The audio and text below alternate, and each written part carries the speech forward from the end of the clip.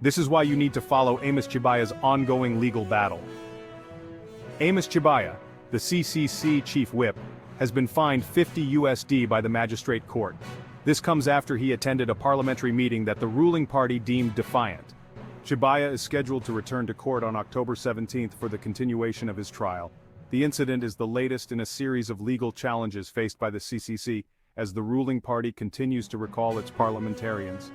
Critics argue that the recalls are an attempt to stifle dissent and maintain the ruling party's grip on power.